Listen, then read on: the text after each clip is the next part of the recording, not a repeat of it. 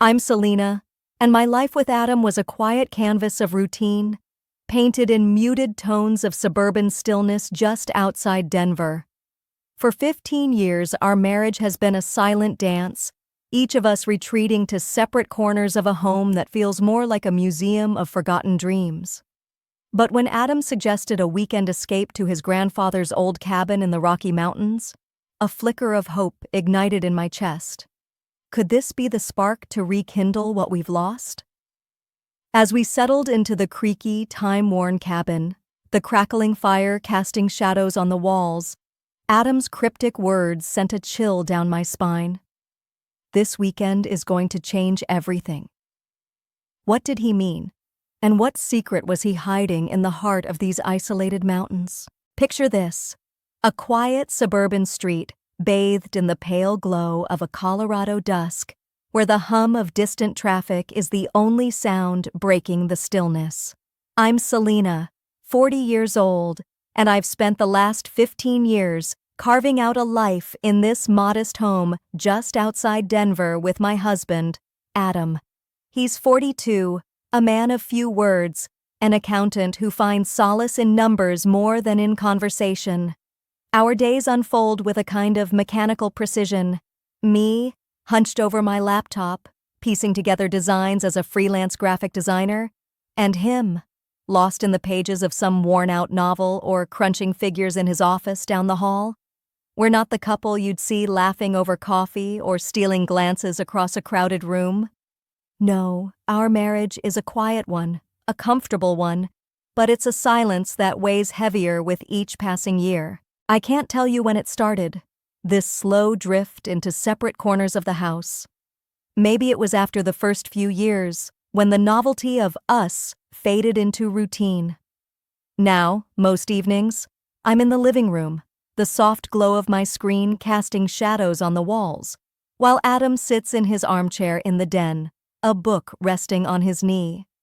We might exchange a few words, something trivial, like whether we should order takeout or if the trash needs to go out. But that's the extent of it. There are no arguments, no heated debates, just this unspoken agreement to coexist. I've caught myself staring at him sometimes, wondering what's behind those guarded eyes. Does he feel this emptiness too? Does he ever lie awake at night, questioning if this, our quiet, predictable life, is all there is to love? I've never asked. I don't know if I'm afraid of the answer or if I'm just too tired to hear it. Our home feels like a museum of what once was. There's a framed photo on the mantel from our wedding day, both of us smiling like we had the world figured out. Now I pass by it without a second glance. The walls are lined with my old sketches, half-finished projects I swore I'd complete, and Adam's collection of vintage calculators sits neatly on a shelf, a testament to his orderly mind. Everything is in its place, just like us.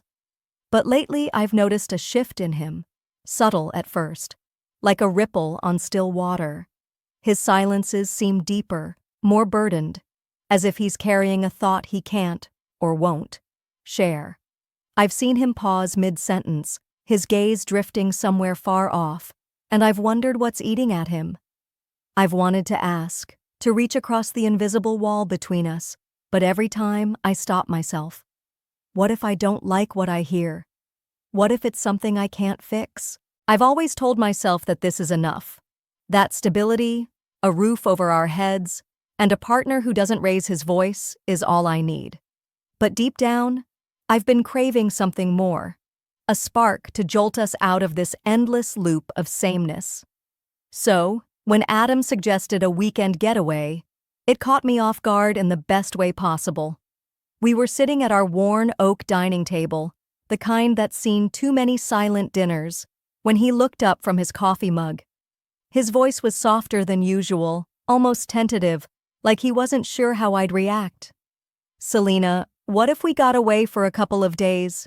My grandfather's old house up in the Rocky Mountains. It's just sitting there. It's about 3 hours from here." I blinked at him, my fork hovering over a half-eaten piece of toast. A trip? Together? We hadn't done anything like that in years. Not since that forgettable beach vacation a decade ago where we barely spoke, just stared at the waves like they held answers we couldn't find in each other. I felt a flicker of surprise, maybe even excitement, stirring in my chest. Part of me was curious about this sudden idea, and part of me was just desperate for any break from the monotony that's been suffocating us. So I nodded, a small smile tugging at my lips. Sure, let's do it. The next day, we started preparing, and for the first time in ages, there was a sense of purpose in our movements. I dug through the closet for warm clothes, pulling out thick sweaters and a pair of fleece-lined boots, knowing the mountain air would bite with that crisp, unrelenting chill. I grabbed a bottle of Merlot from our modest collection in the pantry, its deep red promising a quiet, cozy night. Then I tossed a block of aged cheddar and a pack of crackers into a bag, picturing us nibbling by a fire, maybe even laughing over something small. It felt strange, almost foreign, to be planning something intimate like this with Adam, but I let myself lean into the hope of it. Maybe this could be a reset, a chance to remember who we used to be. The drive up was breathtaking, though heavy with our usual silence. The winding roads snaked through the Rockies, flanked by towering pines that seemed to stretch endlessly into the sky. The late afternoon sun filtered through the branches, casting golden streaks across the dashboard, painting the world in a warm, fleeting glow.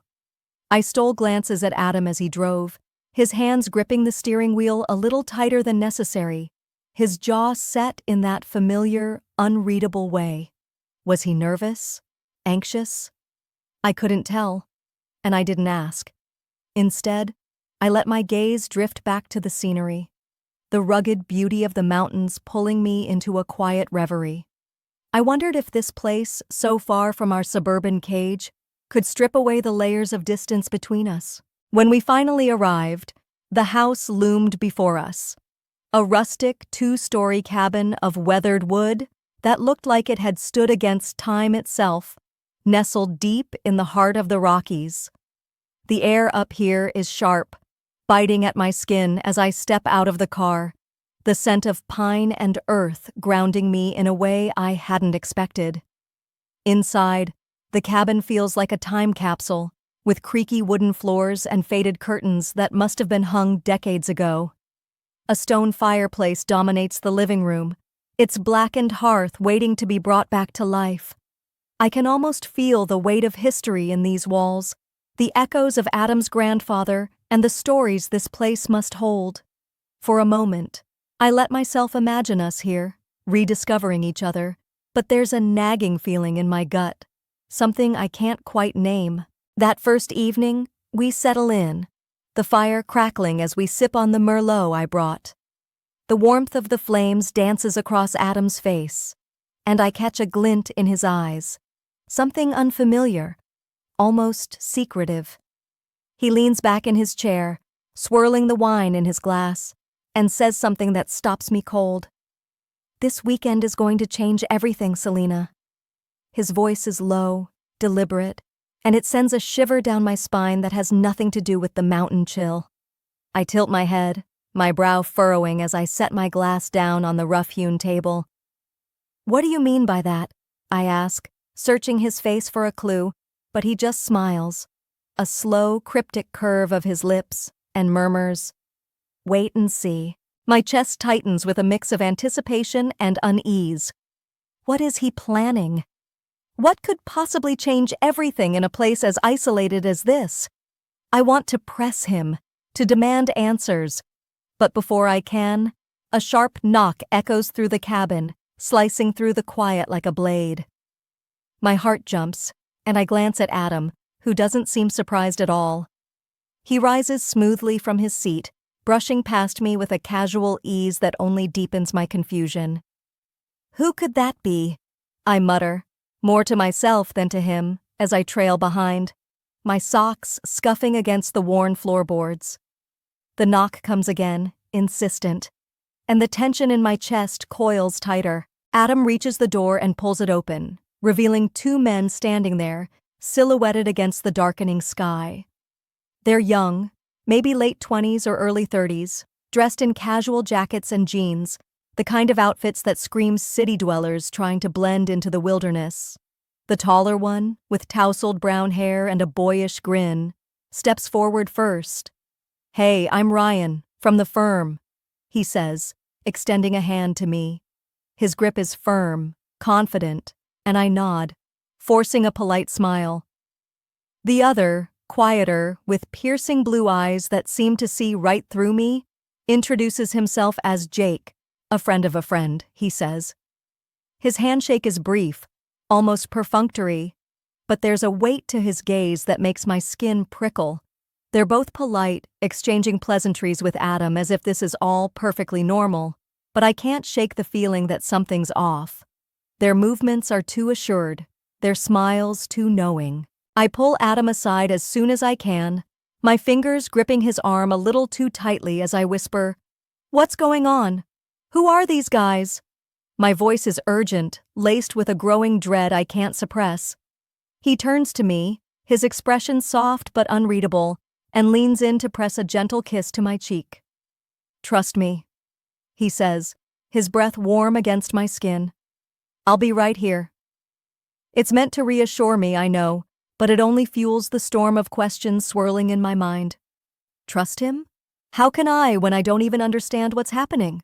We all move to the living room, settling around the fireplace. The conversation starts innocently enough. Ryan talks about a recent project at the accounting firm, cracking a light-hearted story about a client's bizarre tax deductions, while Jake chimes in with a quiet comment about a hike he took last summer in these very mountains. I try to engage. As the night wears on, the atmosphere in the cabin shifts in ways I never could have anticipated.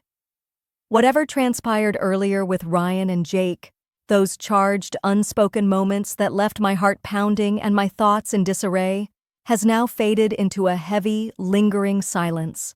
They've just left, their departure almost too casual, as if the air hadn't been thick with tension only moments before.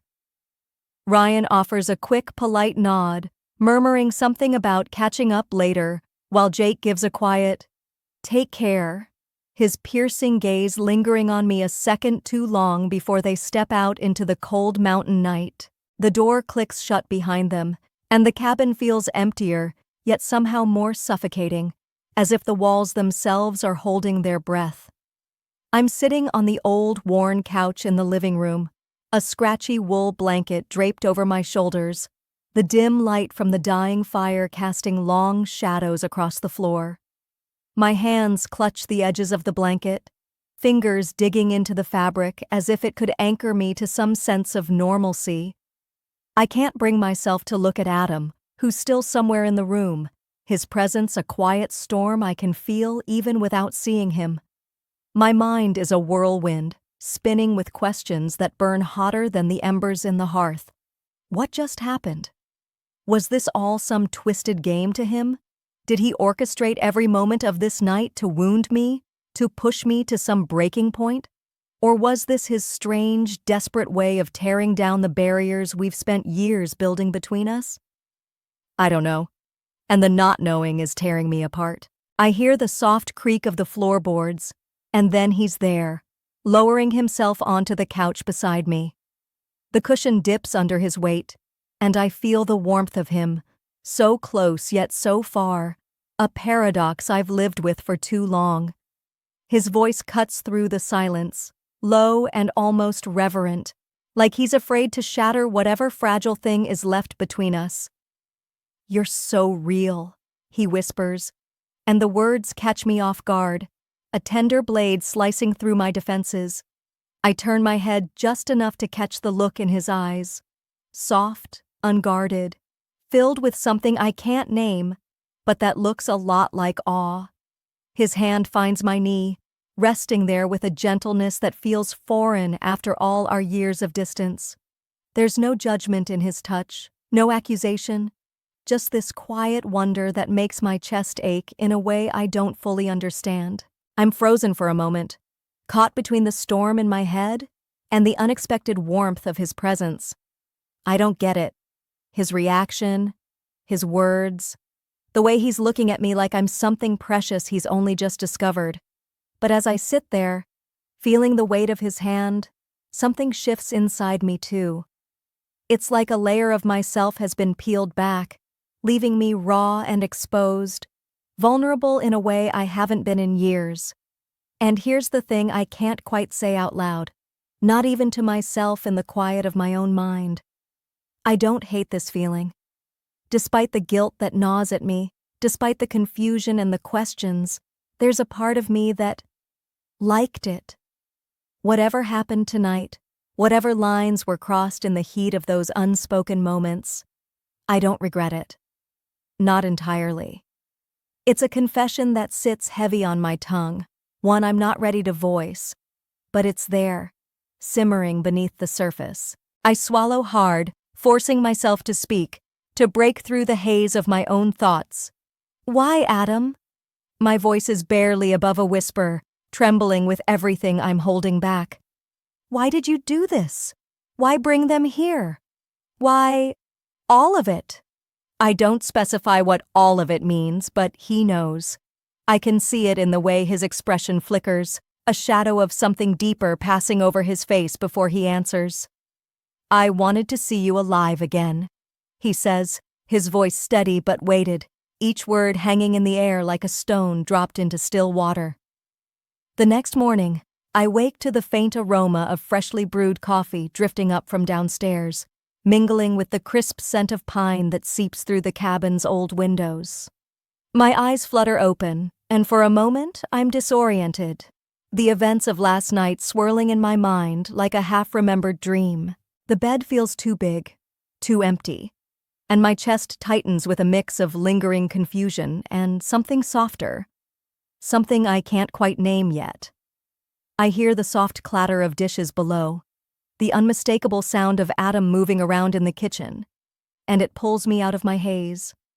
I sit up, rubbing the sleep from my eyes, my heart already starting to race with uncertainty. What do I even say to him after everything that unfolded in the flickering firelight? How do we face each other now, with all those unspoken truths laid bare? I swing my legs over the side of the bed, the cold wooden floor biting at my bare feet as I stand. My stomach twists into knots, a nervous energy buzzing under my skin as I pull on a thick sweater and make my way toward the staircase. Each step creaks under my weight, echoing through the quiet cabin like a confession of my own hesitation. I pause at the top, gripping the rough-hewn banister, my breath shallow. I can see the faint glow of morning light spilling into the lower level, and I hear the soft scrape of a chair against the floor. He's there, waiting, and I don't know if I'm ready for whatever comes next. But I can't stay up here forever, hiding from the reality we've stumbled into. So, I force myself to descend, each step heavier than the last, until I reach the bottom and turn toward the kitchen. There he is, sitting at the small, weathered table tucked against the wall, 2 steaming mugs of coffee set out like a silent offering. Adam looks up as I enter, and for the first time in what feels like forever, his gaze locks onto mine with an intensity that steals the air from my lungs. It's not the distant, guarded look I've grown so used to over the years. No, this is raw, searching, like he's seeing me, really seeing me, for the first time in ages. My breath catches, and I hover in the doorway, suddenly unsure of where to put my hands or how to stand. He doesn't say anything, just gestures to the chair across from him, and I move forward on autopilot, sliding into the seat with a quiet scrape. Breakfast is laid out between us. Simple, unassuming, just toast and a small jar of jam, a pat of butter on a chipped plate. We eat in silence, but it's not the cold, empty quiet that used to define our meals back home. This is different, a shared stillness, like we've both finally glimpsed the other's jagged edges and decided to sit with them instead of turning away. I watch him out of the corner of my eye as he reaches for the butter, his fingers brushing the edge of the plate with a slight tremble, a tiny, almost imperceptible sign of his own uncertainty. It's such a small thing, but it grounds me, reminds me that whatever storm is brewing in my chest, he's feeling it too. I take a sip of the coffee, the warmth spreading through me, and notice the way he pauses mid-bite, his eyes flicking to mine for just a heartbeat before dropping back to his plate. There's no need for words right now. The air between us hums with a new kind of energy, charged with an understanding that wasn't there before. It's as if last night, with all its intensity and unspoken revelations, stripped away the numbness that's cloaked our marriage for so long. I feel different, not just because of what happened, but because of the way Adam's gaze no longer feels like it belongs to a stranger. It's like I've been wandering through a fog for years, and now, for better or worse, the mist has lifted. I don't know if I like what I see on the other side, not entirely, but there's a strange relief in finally seeing it at all. My chest aches with the weight of as the morning light grows stronger, filtering through the cabin's dusty windows. I feel the weight of the past few hours pressing down on me, but there's also a strange lightness, a sense of something new taking root. Adam and I finish our breakfast, the clink of our mugs against the table the only sound for a while. We don't rush to speak, don't force the moment into something it's not ready to be. Instead, we start packing up, moving through the familiar motions of folding clothes and zipping bags, preparing to leave this place that's changed us in ways I'm still trying to understand. There's a quiet rhythm to it, a shared purpose that feels different from the mechanical routine of our life back home. Every so often, our hands brush as we pass items to each other, and each touch carries a silent acknowledgement of the shift between us. Soon, we're loading the car, the crisp mountain air biting at my cheeks as I haul our duffel bags to the trunk. The morning mist clings to the pines around us, wrapping the world in a soft, ethereal haze that makes everything feel just a little unreal, like we're stepping out of a dream. I glance back at the cabin one last time as I shut the trunk, watching it grow smaller in the rearview mirror as Adam starts the engine. It's a weathered, unassuming structure, but it holds a piece of us now, a fragment of a night that tore through years of silence and left something raw in its wake. I settle into the passenger seat, the leather creaking under me, and we begin the descent down the winding mountain roads, the hum of the tires against gravel filling the space where words might have been. The car is quiet, but it's not the oppressive stillness I've grown so used to over the years. This silence feels contemplative, heavy with thoughts we're both still sorting through. I steal glances at Adam as he drives, my eyes tracing the lines on his face, the faint creases at the corners of his eyes that seem deeper now, etched by something more than just time. He looks both familiar and new, like I'm seeing him through a different lens, one that's been cracked open by everything we've experienced. His hands grip the steering wheel with a steadiness I envy, and I wonder what's going through his mind. If he's replaying the same moments I am, if he's feeling the same mix of uncertainty and possibility that's churning in my chest. We're about halfway down the mountain, the trees thinning out as the road straightens, when Adam breaks the silence.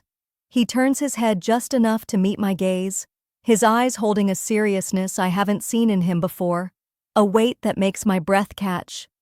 "Next time, there'll be 3, he says, his voice steady but searching, like he's testing the waters of something unspoken.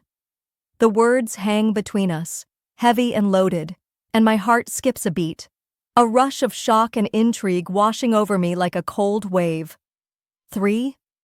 The implication is clear, a reference to the dynamic we stumbled into last night, a moment of shared intensity that pushed boundaries I never thought we'd cross.